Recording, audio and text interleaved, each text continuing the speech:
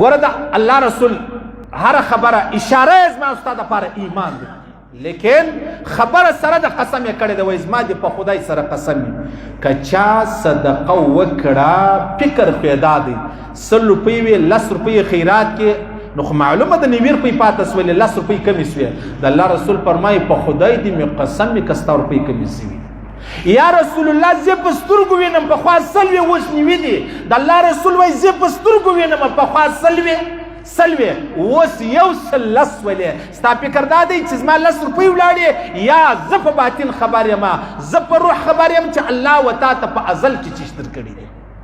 او بیا پیغمبر علیه الصلاۃ والسلام فرمایي یو سړی را ولاړ سو و چاته معافي وکړله، معافي یې وکړه چې یاره بس ټیک د پروا نه لري.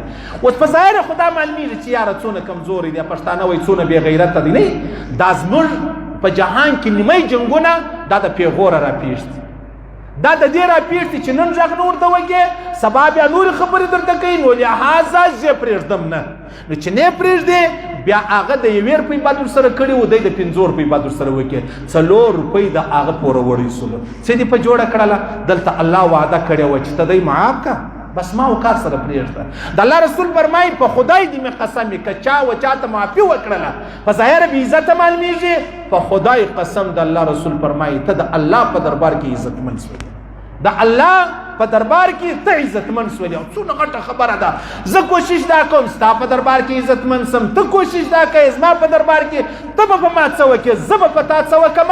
الله رب العزت ما او تا چیرې بیولی سي هغه ګرم اور لم بیولي. نو لهذا الراحمون یرحمهم الرحمن. که دا غواړې چې الله رحم را باندې وکړي بیا پر خپلو یارانو دوستانو ملګرو انډیوالانو باندې چش وکړه، رحم وکړه، رحمت شفقت درګذر وکړه. روایتو کې راځي موسی علیه السلام د الله څخه پوښتنه وکول ستا په دربار کې معزز و محترم سړی څوک؟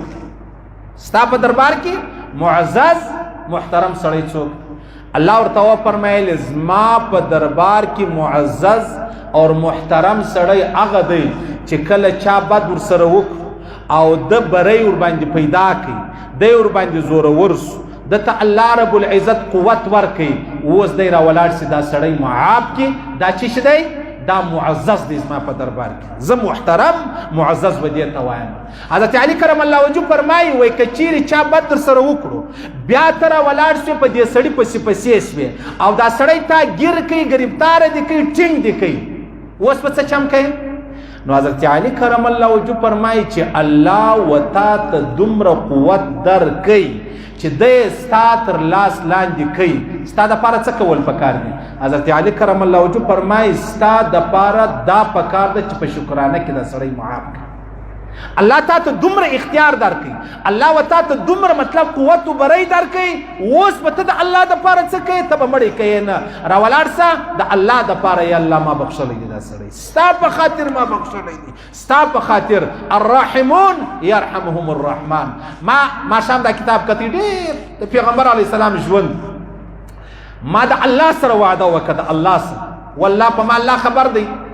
اوس ته نو پر مخ په نو څه یو سړی به یاره مولوي صاحب ما د الله سره وعده وکړه چې تر دا 9 ساعته زما سره چا بد کړي دي یا شکنځا یا بد یا غیبت یا بوتان اور څه چې ویلي دي مالي الله ته ګواه اوسه ما ستا په خاطر ټوله معاف کړي.